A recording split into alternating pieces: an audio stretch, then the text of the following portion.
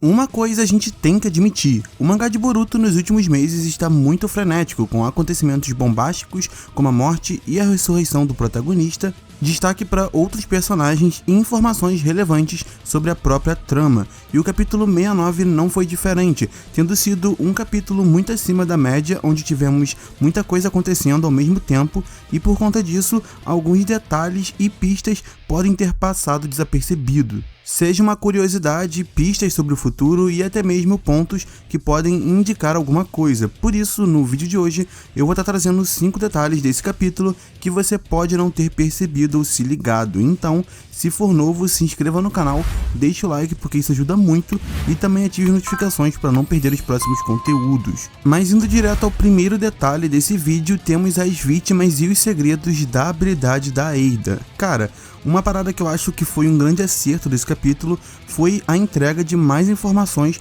sobre o funcionamento do fascínio da Eida, uma habilidade muito roubada que simplesmente te torna prisioneiro dela, fazendo com que você não possa causar dano direto a Eida. Só que nesse capítulo descobrimos algumas coisas muito interessantes sobre essa técnica, como por exemplo, Amado revela que cada pessoa age de uma determinada maneira quando é pega pelo fascínio, existindo então inúmeros sintomas. Algumas pessoas, como a Delta, simplesmente se apaixonam. Quanto mais você tenta lutar e resistir ao fascínio, mais chances da sua mente sofrer algum tipo de dano. Aliás, resistir ao fascínio depende muito de pessoa a pessoa. Dependendo do sintoma, se esse sintoma não te deixar muito abatido, como a Delta ficou, nesse capítulo, você pode, quem sabe, ter mais chances de fazer uma mínima resistência. Mínima, né? Pois é impossível se livrar completamente dessa habilidade.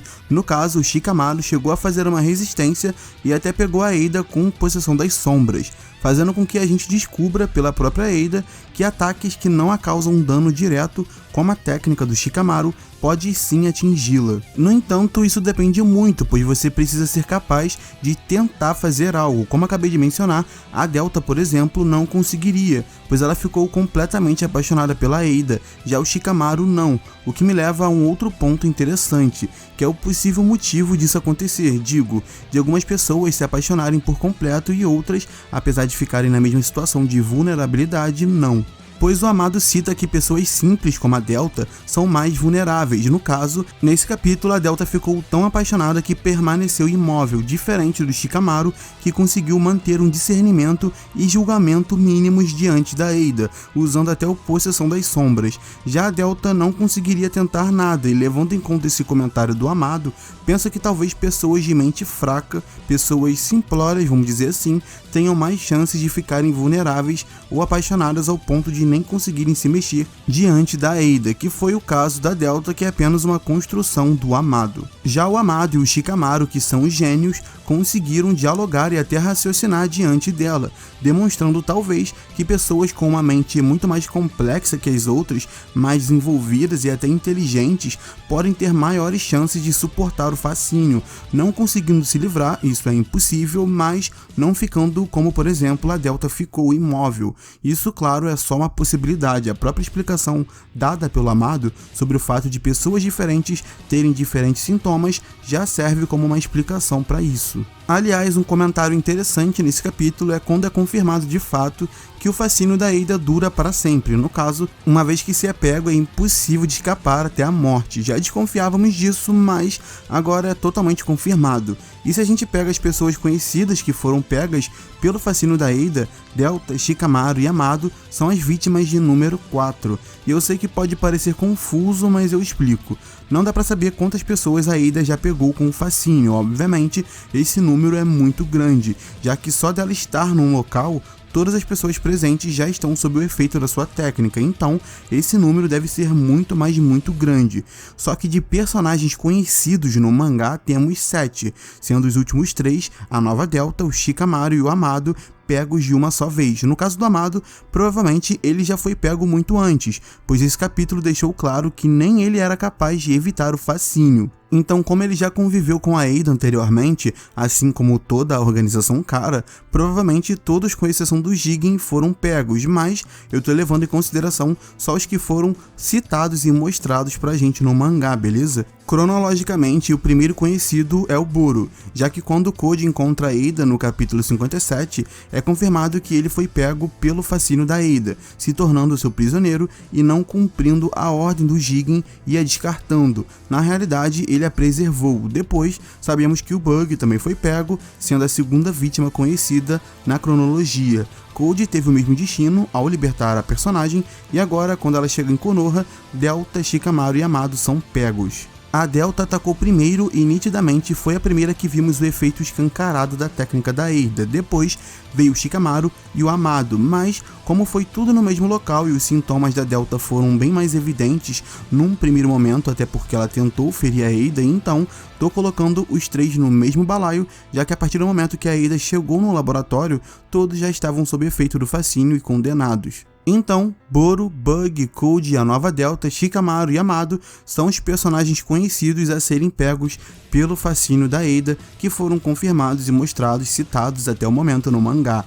Boro já foi morto, então não está mais sob o efeito da técnica, mas ainda sobraram os outros. Como eu disse, obviamente, o Boro não foi a primeira vítima da Ada, tô levando em conta o mangá e o que foi dito e confirmado, além, é claro, do Amado provavelmente já ter sido pego por essa técnica há muito tempo, mas toda a cara já devia estar sob o efeito da Ada, antes dela ser descartada, sendo provavelmente esse o motivo do Jigen exigir o seu descarte, pois ela tinha uma influência e poder muito grande sobre os outros membros da organização, ameaçando assim a posição do Jigen como líder. Indo para o segundo detalhe, temos o possível sequestro do Amado. Bom, no capítulo 68, o Sasuke revela que descobriu a localização do Code, sabendo que ele está lá no País da Neve. E nesse capítulo 69, o Sasuke se sente culpado por não ter conseguido estar ao lado do Boruto quando ele mais precisou, entregando a sua bandana e se comprometendo ainda mais a partir daquele momento com as novas ameaças que estão por aí.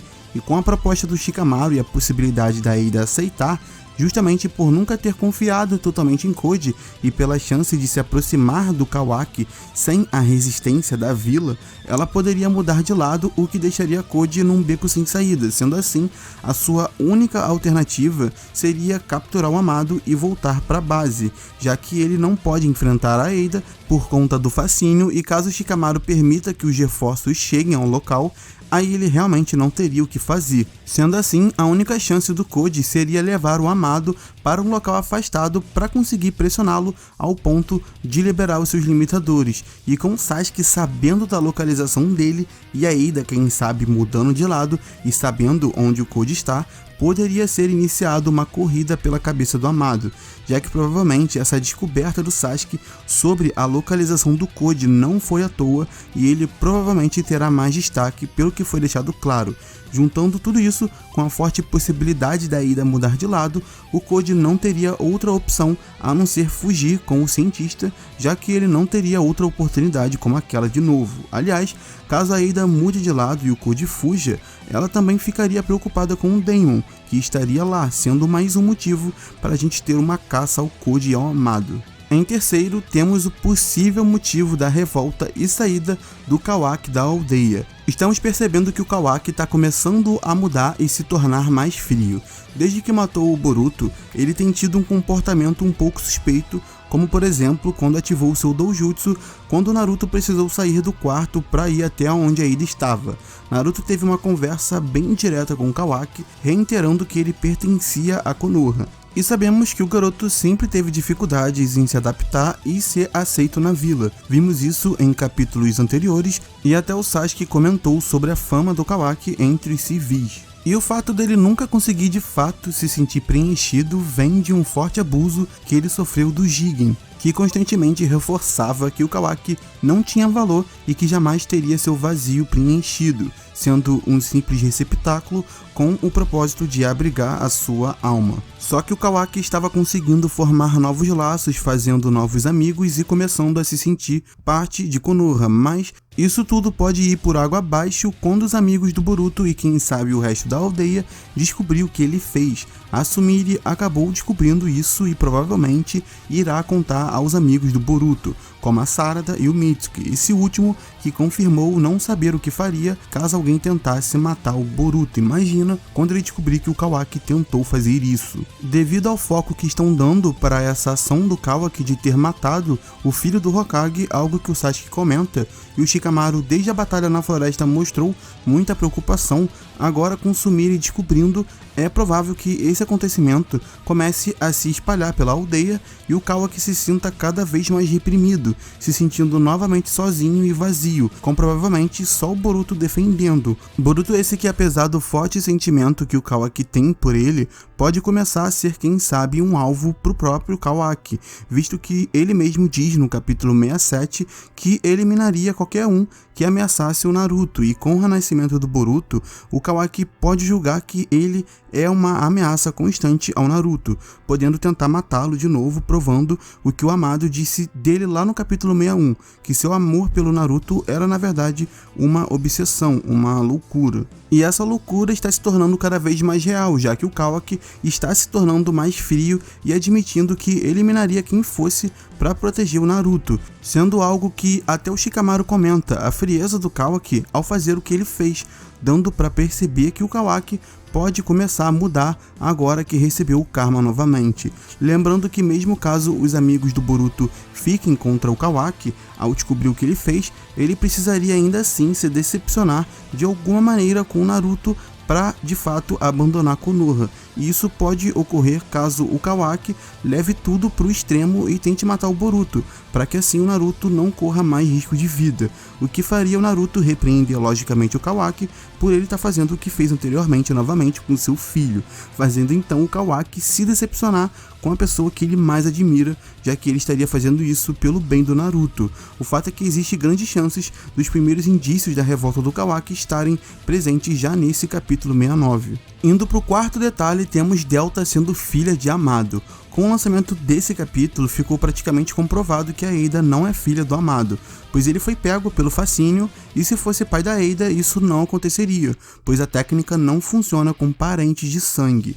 Então, com a Eida sendo praticamente descartada dessa possibilidade de ser a filha do Amado, a não ser que aconteça uma reviravolta, restaria a Delta para ser a filha e, cara, sinceramente, eu acredito muito nisso. Amado criou diversos corpos para a antiga Delta com a mesma aparência, e agora, ao criar uma nova Delta aliada de Konoha, ela também possui a exata mesma aparência. Isso para mim mostra que talvez o Amado use o material genético da sua filha morta para dar a aparência dela à Delta e meio que poder se recordar dela. E com a Eida sendo descartada de ser a filha do Amado, deixando a Delta atualmente como a maior suspeita, eu novamente dou força àquela olhadinha que o Amado deu para Delta tempos atrás, quando o Jigen fala sobre o desejo dele ser realizado. Obviamente, isso não prova nada, pois o Amado poderia apenas estar lembrando da sua filha ao olhar para Delta, mas ainda assim é uma forte possibilidade quando a gente também leva em conta esse ponto da aparência dela e do Amado meio que insistir nisso. E por último, temos o quinto detalhe, que pode ser os indícios do retorno do Kashinkoji. Como a gente sabe, o Kashinkoji desapareceu há muito tempo, desde quando foi derrotado pelo Ishiki. Muita gente teoriza que ele morreu, mas eu duvido muito, pois ele nitidamente encara o Ishiki antes de ir embora e o sapo se vai. Eu já fiz um vídeo explicando sobre o que provavelmente o Kashinkoji poderia estar fazendo durante todo esse tempo fora, eu vou deixar nos cards, mas uma coisa é certa, ele possivelmente deseja se vingar do Amado, pois percebeu que foi usado pelo cientista e o próprio Ishiki jogou isso na sua cara durante a luta toda. E com a possibilidade da Eida mudando de lado e abandonando o Koji, o interno ruivo da cara precisaria de mais um parceiro, podendo ser o Kashinkoji, já que, parem pra pensar numa coisa, sabemos que o Kashinkoji no fundo não é uma pessoa ruim de fato, mas ele tá com muito ódio do Amado, e como já vimos ele agindo como um personagem entre aspas do lado do bem, o caminho lógico seria ele mostrando uma nova faceta e se tornando um antagonista por um tempo. Com o Koji perdendo uma aliada como a Eida, esse cargo ficaria vago, e caso o Kashinkoji retornasse como um vilão, ele precisaria se aliar ao cara que é o atual principal vilão da obra, e que também quer se livrar do Amado futuramente. Inclusive, caso o Koji sequestre o Amado e queira um novo aliado, se eles souber onde provavelmente o Koji está, por ter trabalhado com ele por anos, o Koji pode usar o Amado como uma moeda para atrair o Koji. Dessa forma, seria mostrado o Koji indo até onde o Kashin Koji está e procurando um novo aliado, pois eles teriam um inimigo em comum, o Amado. Seria basicamente a mesma coisa que aconteceu quando mostraram o Koji indo até a Eida para ter uma aliada. Isso, quem sabe, abriria a possibilidade de um Naruto versus Kashin Koji, com o atual Hokage descobrindo que o Amado criou um clone de seu mestre. Mas basicamente é isso, trouxe aí nesse vídeo 5 detalhes, né, 5 pistas, coisas que estão no capítulo e que podem abrir margem para acontecimentos futuros, detalhes, enfim, curiosidades. Tá aí o vídeo. Se gostou, deixa o like, isso ajuda muito, se inscreva no canal também e ative as notificações para não perder os próximos conteúdos. É isso, muito obrigado se assistiu o vídeo todo, vou ficando por aqui, até a próxima, fui!